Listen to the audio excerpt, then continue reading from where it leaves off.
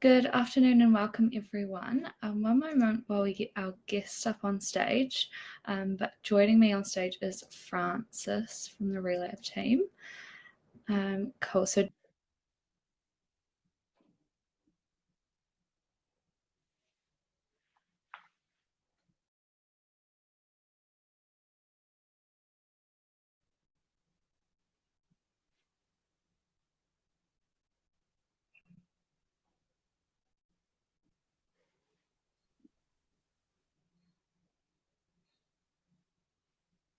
Hey there, guys. How's it going? Having a bit of connection issues, I think. yeah, sorry, am I back up now? Yeah, you're back on. Just Oh, waiting on sorry, that Darren was as well. really strange. No worries. Cool. Hi everyone for coming on. Hi Mark. Hi Edmund, Ravi, Jet, David, Vic from sunny Auckland. Yeah, so sunny. Hopefully Just in time Darren. for the long weekend, eh? Yeah. Okay, it looks like Darren might be having a couple of problems. Let me invite Darren back on stage. Should be good. A few technical issues for a Friday afternoon. So I'll start the introductions, and hopefully Darren's video comes up soon. But as I mentioned before, Francis is joining me as my co-host today. He's the one of our enterprise account executives here at Relab, and my name's Stacey. I'm the social media and content manager here at Relab. And joining us on stage is the wonderful Darren Pratley.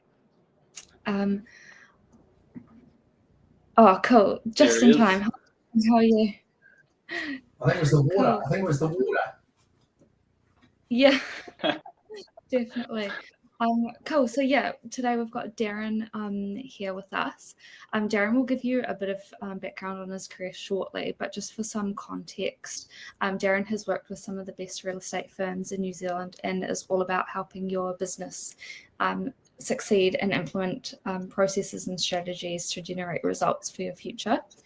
Darren has some really cool, outstanding results with the real estate professionals. So we're really excited to have you here today, Darren.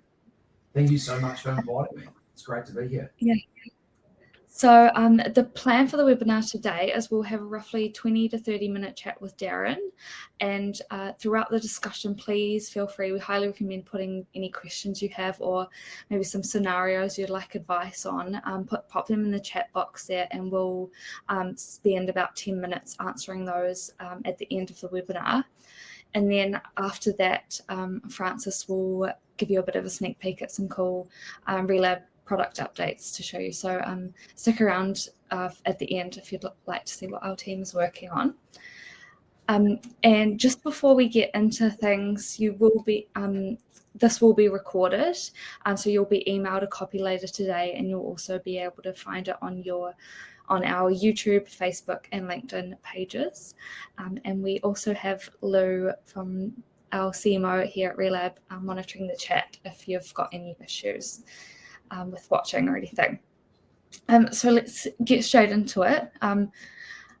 Darren, can you start off by giving us a bit of a background on your career and what you do? Absolutely. Hey, it's good to see everybody and great to see people coming online.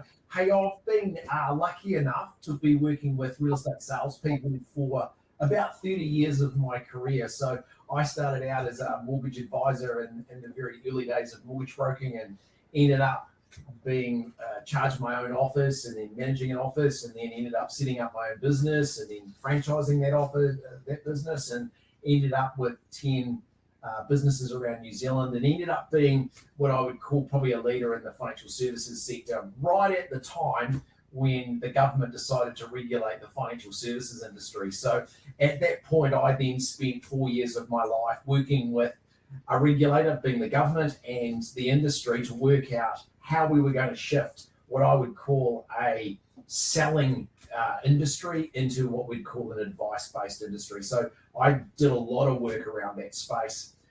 After that period of time, I ended up doing some work for a dealer group. So I had 500 financial advisors to look after right across New Zealand. So I did a little work with self-employed business owners and developing their businesses.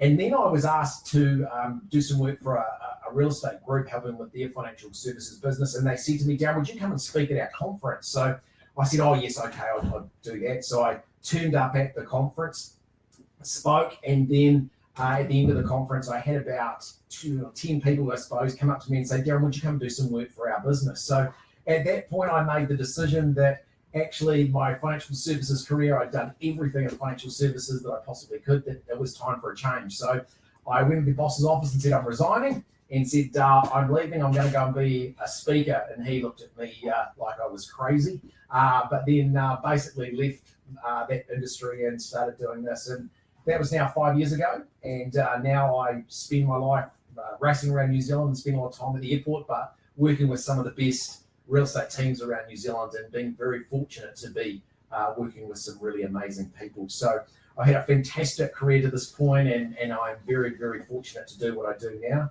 Spend a lot of time with people that really want to improve their businesses and really want to take a step forward, and happy to use my experience and insights to do that. So yeah, very, very lucky, but very enjoying what I'm doing now, that's for sure. Awesome, that's a cool story. So we'll get right into the your advice and tips for real estate agents. So we'll start off with, what are the 3 different ways an agent can step up their listing presentations for success? So the listing presentation, I think, is probably the most crucial part of a real estate agent's business, and sometimes is actually one of the components that's given the least amount of attention, because they spend a lot of time in the prospecting department, they get the lead and they sort of go, great, now I'm going to turn up at the client's home and do my presentation, and fingers crossed they choose me. So I actually push pretty hard on this area of listing presentations, because I actually encourage my clients to actually design a listing presentation. So they design it very specifically with some very specific components that go within the listing presentation. And the reason why is because my belief is those listing presentations must be practiced, so that you practice and practice and practice those presentations, so that when you turn up at a customer's house, you are absolutely prepared. You are absolutely have the equipment, the information, the content that you need to absolutely make you stand out as the agent of choice. And quite often I see real estate salespeople initially, when they go to a listing presentation, they very much are in a process of let the customer lead the conversation. They're very much reactionary to what the customer is asking.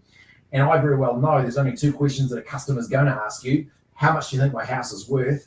And what's your commission, right? And to be honest, those are the 2 questions that you want to make sure that you answer very, very last in your presentation, because the first half, 3/4 of the presentation has to be about what the customer need is, and how you are the most skilled advisor to be able to do that and help them through that process to get the result. So I'm very, very specific with my clients that I work with, that they must have a very, very good listing agenda. So that means they will send an agenda to the customer to say, hey, I just want to let you know that when we do have the meeting, these are the key topics that we're going to be covering, and this is the order we're going to cover those in. So that gives the agent some control about how the meeting's going to go, which topics are discussed in which order. So that means they get the best possible outcome from that conversation. The second key point for me is making sure that you have a pre-presentation kit. So this is a kit or information that you send to the customer prior to you going to the appointment. So that may include an A4 personal profile. It will include maybe a small video introduction saying, this is who I am, this is what I've done. Some information about the area, some information about, hey, what they're expecting at the listing presentation, and maybe even a copy of the agenda. Now, the reason why I get people to do that is because very few agents actually do a pre-presentation pack, because what I want to do is I want to introduce myself to the customer. I want to engage with them prior to getting there. So by the time that I knock on the door and say, good afternoon, my name's Darren, I'm here to talk to you about the sale of your home, they already have an understanding of who you are, how good you are, And the video allows them to get a bit of a feel for you, which allows that first start of the meeting process to go a lot smoother and builds a quicker relationship with those customers. So I really encourage that pre-presentation pack to go out. I've got many clients now that will courier a pack out to the client's home prior to. Also provide them the opportunity of having some input into the agenda of the topics you're going to talk about. That helps them feel engaged with the conversation. And the big part about this is very few people do it, so chances are your competitors aren't doing it. So the customer will very quickly feel like you are most organised, most professional, and really are thinking about the customer the most. So that would be a good second one that I'd really push pretty hard on the listing presentation. And then the last one for me that I work on pretty closely with salespeople is actually designing the close in a listing presentation, because sometimes I see quite often that you'll have a salesperson will have a conversation with the customer, and at the end of the presentation, it'll finish up with, well, when you've decided which agent or when you want to sell, give me a call back and we'll be able to help you at that point. But actually what we should be doing is designing a much more clever close in that piece. So I make sure that we have a close specifically when the client says, yes, you're the best agent, I want to go ahead. So great, let's get that process happening. If the client says, actually, thanks very much, you look fantastic, but we've got another real estate agent coming tomorrow that we're going to have a conversation with. So once we've had that conversation, then we'll come back to you. At that moment, you must then influence the conversation tomorrow. So I have some very key things that the agent must do at that point. So there'll be some questions that we'll give the customer to say, tomorrow when you meet with that other agent, ask them these questions just to see how good they are and what they know. And those questions actually relate to you and your business. So what we do there is be able to be quite strategic in the terms of the way we close when there's another agent involved. And then lastly, also those situations where the customer says, look, we just wanted to get an idea of price. We're probably not going to sell the property right now. We're actually going to think about that a little bit further along the track. But we love you. We think you're the right agent, but we're just not quite ready. So then we have to then have a very clear process that we follow to make sure, one, we remain relevant to that customer and we look after them as we go down that path for them to make a decision. I have many agents that at that point will go, oh no, now's the best time. You should be selling now. Quickly. If you sign up now, we won't market it just yet. Or why don't you sign up now? We won't do anything until you're ready. Well, the biggest challenge that I have with that, if you were the client and somebody said that to you, the first thing you would go is, that's sounding pretty pushy, right? So what you want to do is to have a separate process in behind that carries the client forward and helps them look after that. So yeah, that's the other part for me, is designing the close in a presentation and practice. Grab someone from the office and say, hey, could you be the most difficult client that I could possibly get for a moment? And just role play that to get used to, hey, what would you say if they said this? What would you say if they said this? And then it gets you really confident to know that when you are in a listing presentation with a customer, whatever they throw at you, you're going to be able to nail it. So those are the type of things for a listing presentation right now, especially the way the market is. If you get an opportunity and it's an opportunity, good property, well priced right now, you've got to make sure you secure it. So having a real good design around that close is critical.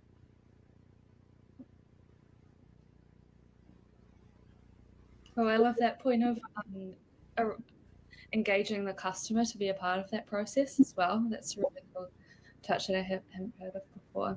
And one of the big parts about that is actually you're then seen more as an advice-based trainer. A salesperson, so advice-based. So you're giving advice rather than trying to sell something, and then that's where that relationship can build as well. So it's a much better way of sort of creating a connection with that customer. Yeah, totally. Awesome. Yeah, sorry, I think I had some connection issues at the start there, but good afternoon, Darren, and thanks for the introduction as well, Stacey. It's awesome to have you on. Hey, great to see you. Hey, I had a quick question. We know it's been quite tricky times recently. Sometimes we see older agents who might be veterans. They've dealt with, tough years in the past. For younger agents or people just getting into the game, maybe just finding their feet, what are some things they can do to make sure, they have a long real estate career?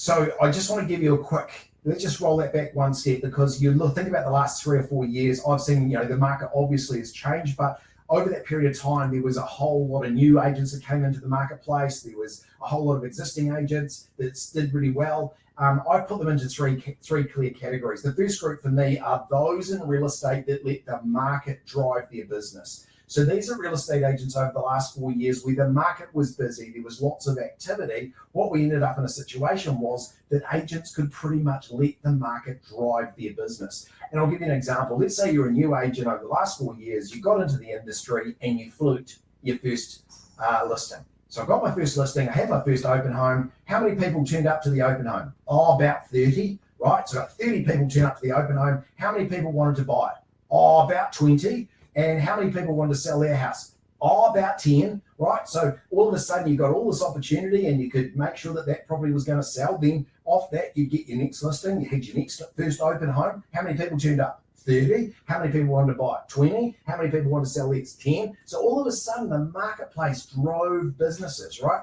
So you could pretty much let the market dictate what you did, because you're always going to sell and you're always going to make money. So that was a good win, right? But what's happened now, with all of that activity being taken out of the marketplace, this is where that group of people have been really caught by the market not driving their business. So all of a sudden, you've got to start thinking about the skills that you need to start making you engage with the market, be active in the marketplace rather than waiting for the market to come to you. The second group were those agents that have been in the industry a while. They saw the market change and they all of a sudden started to realize there was a big lift happening. So they basically went home and said to their wives and their families, look, you're not going to see me 3 nights a week and I'm going to be out all weekend and I'm going to work really hard. So they got stuck in, continue to build relationships, talk to all the people they know, and started to build really solid businesses and build great success.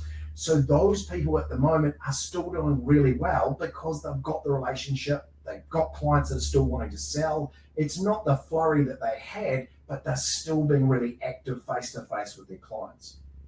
The third group are those that have what I call businesses. And these are people that might have a PA, they might have a buyer's agent, they might have an associate that works in their team.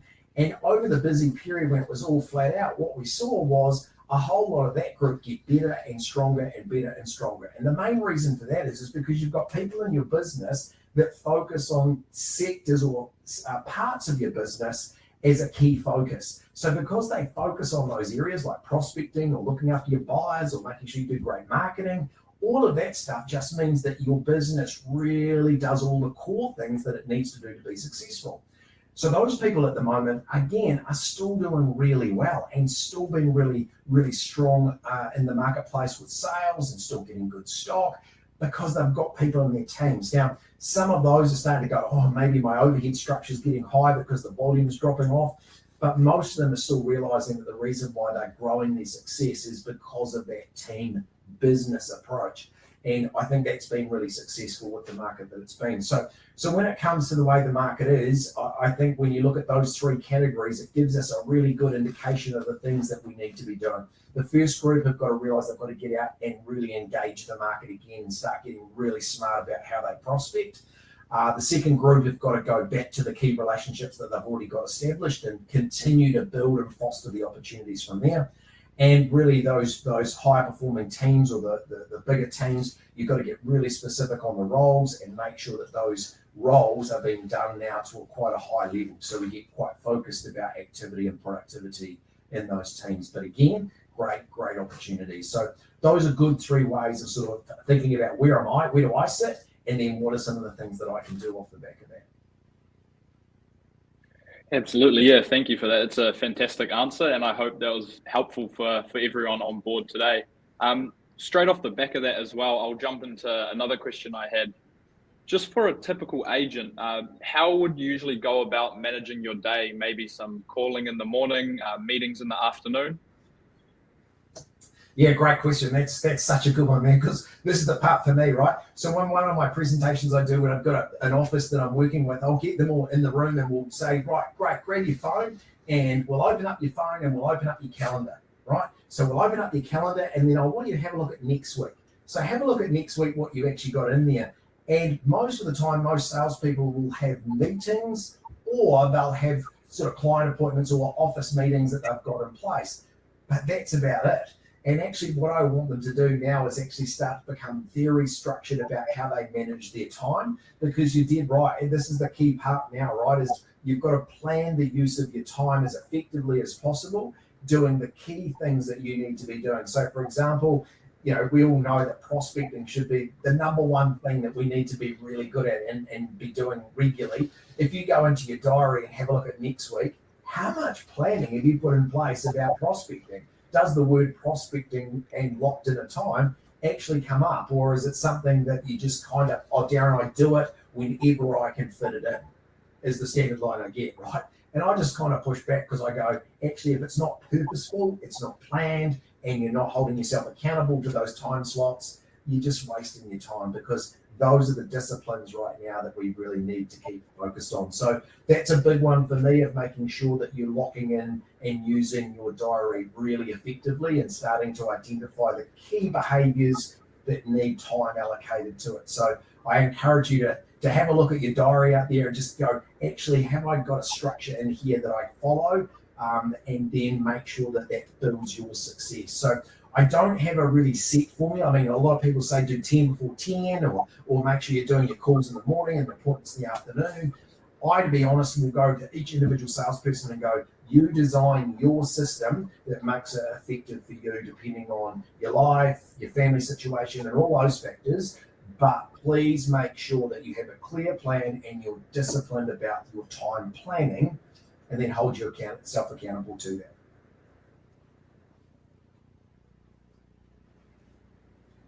Yeah, that's really great advice. At the moment, if you've got any clients coming to you with some big issues or things that they can't get over at the moment due to the market, what are those common things popping up that you're seeing, and what advice would you give to them? Yeah, probably got four key things I'm hearing at the moment. Number one, I've got no stock, or I've got low stock. I'm not sure where my stock's coming from. So that would be a common message that I get at the moment. One of the things that I say there is, most of the time will be when I dig down into that, it'll be because they don't have a clear prospecting plan. And, after the insights that you gave me into the Relab product, the prospecting tool that's involved in that, like, if you're not using that data effectively the way you can in that system, you're crazy, because that really gives you some really key ways of connecting and building a good prospecting system in your business to help you be relevant to the customers in your network. So making sure you've got a good call structure. And the other one would be doing assessment on how many face-to-face appointments that you're meeting customers. So customers who are thinking about real estate, referral sources, how many actual face-to-face appointments are you doing per week? Because if you've got no stock or low stock, or you're not sure what's coming, generally those are the areas that I'd be really pushing hard on to try and develop a really good prospecting culture with some clear disciplines. The second one would be, Darren, I'm a bit nervous about this year.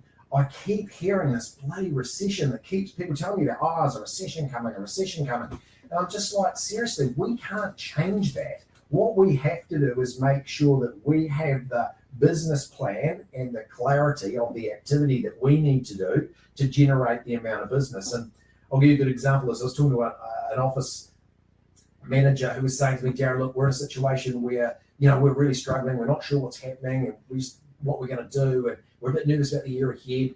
And the first thing I said was, last month, what was your market share? Or towards the end of last year, what was your market share? And they said, it was about 23%. And I said, well, you've got to understand that you are 77% of the market is taken by a competitor. Before you have to worry about what the market's doing, you have to start engaging with the market enough to grow your market share in that section, let alone worry about the volume overall, right? So there is so much opportunity for us, even in our marketplaces generally as it is. Yes, it will be down on where we've been. We've been at record highs. So this is an opportunity for us to really focus back on that market share number and realize that if you're nervous about this year, most of it will be get a plan, focus on the action list and the day-to-day requirements to meet those actions, and that will start to settle you down a little bit on that. The next one for me is, Darren, I'm so busy. Look, I'm so busy. I can't do this. I can't do that because I'm so busy. Well, actually, what I really start getting people doing is getting more effective about thinking about their time of what they're actually doing to be busy. So starting to rank the activities between actually meeting my challenge or meeting my tasks or meeting the goals that I've set myself for the year, and just making sure that you're spending your time on the key areas, because you seriously can get distracted really quickly by putting stamps on envelopes when at the end of the day you should be making calls to clients. So it's just about making sure that you're getting that sorted. And probably the last one is I'm not securing the opportunities. Darren, I've had lots of conversations. People are coming to market, but not right now, or they've decided now they're going to choose another agent. And probably the bit for me here is, again, looking into their actual process. And most of the time, it, to be honest, is very weak. They don't have good, clear closing processes in there. So if you get the opportunity, you've got to make sure that you secure those opportunities and have good scripting and good plan around how you're going to do that. So I push it pretty hard on making sure that they've got good documents, that they've got a process map around that, and also that they've done some role play and practice, because if you're not securing those opportunities, that's the area that you really also need to be focusing pretty hard on. Cool. Make sure you're consistent is the general consensus of what you're saying. As long as you're doing things consistently, that's the way you're going. Well, when you look at this market at the moment, right, it's the ability for you to be in the market consistently all the time. And great word, right? Consistency is it. Because if you look at the last 4 years, even if you weren't consistent, the market would have generally rewarded you anyway, right? So the business would have come to you and you would have been able to grab your share of it just because you were there from time to time. But right now, you really need to really push and make sure that you hold your customers, that they see you regularly, and that they are having an awareness that you actually care for their real estate journey. And, you know, showing your clients that you care about them. It's not about the pressure of making them sell now, but just be on their journey. If you've got enough clients in your database that you're working with, then that's just going to be set up your business for great success year on year, regardless of what the market temperature is. Mm-hmm. And do you have some examples on how agents can really specialize and grow their target market rather than kind of approaching everyone and anyone? I just think this is such an important point, right? So the ability for you to target and grow a database that's actually your clients, right? So if you could start, and I'll give some examples. So if I was a real estate agent and I had a real flavor for elderly and maybe those elderly that are moving into retirement villages, right? So being able to build some systems and some support about what are the things that somebody in that situation should be thinking about before they get themselves to that point of life. One is, what are they going to do with all the furniture in their existing home? How should they tidy up their home and make it look more modern, or make it tidy, or declutter, or all those things that you need to do to help people in that category? Because if you were to tell an elderly person that they have to declutter their house, that is a real challenge, right? So you to have some support and some systems and some support services that can help them do that will allow those people to go, you know what? This is the type of agent that I should be working with in the future. This is the type of person that looked after me and wants to help me along the process, not just sell my home and collect the commission check. So I really want them to be able to build some tools that category can use. But then you can go and target that category. So whether you're going to, the men's shed, which is a whole lot of retired people that are in, or you go to the bowls club or the golf club and say, hey, look, these are some of the support services that I can provide as part of my role as a real estate agent. So all of a sudden, you're really going to be able to provide some value to a sector that you can build your database on.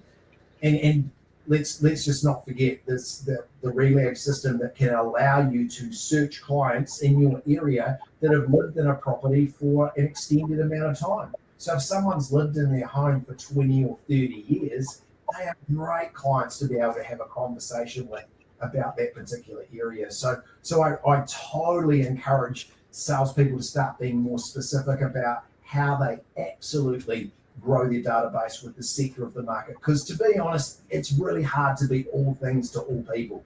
And for you to be quite specific about your client base and build it on that basis is a very cool idea. Awesome. I love that. If anyone in the audience has any questions, I'd suggest popping them in the chat now. Francis, did you have any more questions, or did you want to go on to sharing a bit of Relab?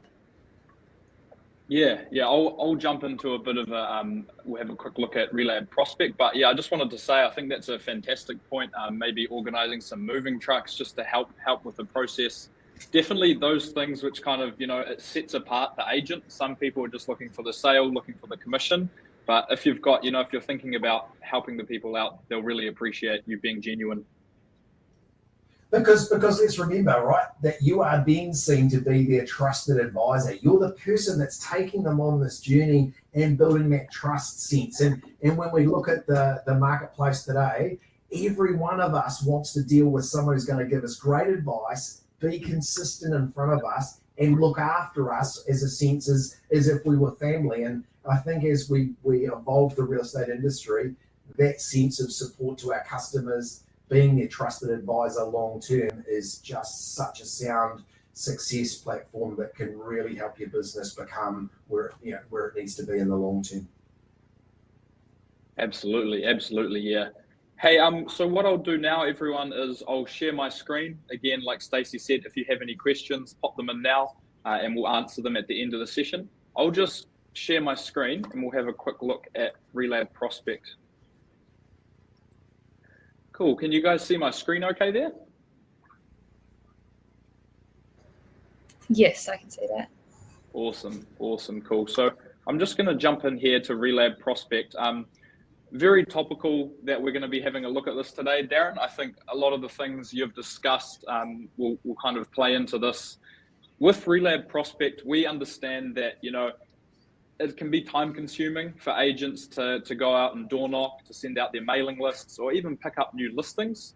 So that's where Relab Prospect is going to be super helpful. This main page you see here, we have a search bar. We can also look via map view, and we also have lists and save searches. So we'll just have a quick look at map view here. I was having a look at Graylin earlier, and I found a couple good examples. So what we'll do is we'll have a look over here. Right, so we know with agents, we have our farming areas. Maybe it might be close to where you live or just where the branch is with your suburb. And what we can do with Relab Prospect is draw a polygon shape around some streets we look after. So I'm just going to go for a shape here. Like Darren was saying as well, after we have a look, we can search for all of the properties within the shape. First of all, just with this map as well, we can also have a look at some different overlays. So we've got our underground services, stormwater and wastewater. We also have our flooding, where we can check the hydrology of the local area. We've got our, and then we also have public housing as well, where we can see all the council, crown-owned land, Kainga Ora there too. So we've got all of our different overlays, and then we have our different map layers too. We've got our regular map, satellite, and also contour. So I'll just go for a quick search in that shape we've drawn there, Darren. You'll see there it shows 400 plus results. So if we were going out door knocking over a weekend or maybe a couple of weeks, we wouldn't want to go out to, the 400 plus. We'd want to narrow that down. So we've got all these different filters we can put on. We can also view the properties in a different way as well. So we've got card, list, and map, which I'll get to shortly. We'll use that example that you were just talking about, Darren, for maybe elderly people. So we'll go for property category, we'll go for residential. I'll kind of skim through these filters quickly. We can search for consents. So if anyone's lodged or submitted building or resource consent, don't know if that'll be too applicable for our older couple. You can also have a look for land size, zoning type, but we'll skip down to the bottom here where we can check for home ownership. So we were saying maybe 15, 20 years, do you think would be a good starting point, Darren? Sounds great. Yeah, that's great. Cool. So I've gone for here, people who have lived in their home for 15 plus years. And instead of it being 400 plus, we've got 51. So these are people who have been in their home for a long time. We can also search if it's owned by an individual. See, that chops it down again, and also if there is a mortgage attached to the property or not. So we've got 8 people with no mortgage attached, and they've been at their properties for 15 plus years. So already we've got 8 listings who could be good people to maybe open up a conversation with. Like we were saying earlier, Darren, what do you think would be the best way to go about maybe getting in touch with these people, or would it just be adding them to a database?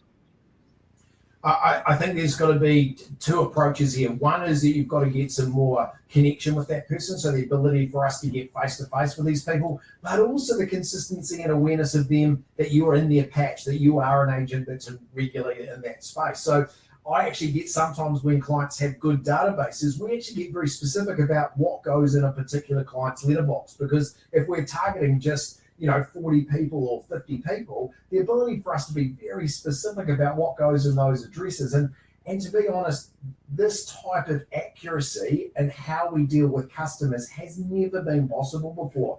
And I just look at the way you manipulate the data to be able to give us a very specific list that we can then be very clear about what goes in their letterbox is just incredible, right? So I'm just saying, if you're not using this type of product now to target your prospecting, you're crazy. I mean, it's fantastic, mate. Really, really good. Cheers. Thank you for that, Darren. Obviously, a lot of time's gone into it with our development team. Something else we've recently added, what you were saying about our patch. So with that shape we've drawn, if you were an agent within this area, it's also great to look at it on a map, right? For those people who work better visually.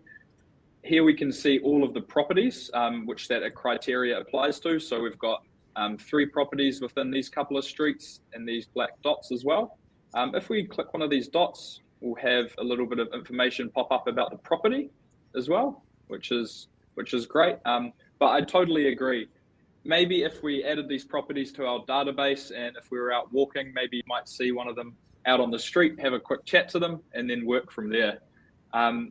With Relab Prospect as well, I think one of the best things about it is that you can create your own strategy. In my role at Relab, I speak with a lot of agents, branch managers, and I'm just out there, most days speaking with agents. We have some who are development heavy, some who maybe help people get into their first homes. So that's the whole beauty of this, right? You can kind of search for whatever you want. And I think that was quite a good example we looked at today. So I'll jump back over. What we can also do is add these properties into a list.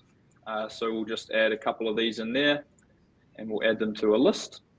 And we can also save them as well. So we'll just go for 15 plus, Grey Lynn, Jan 23.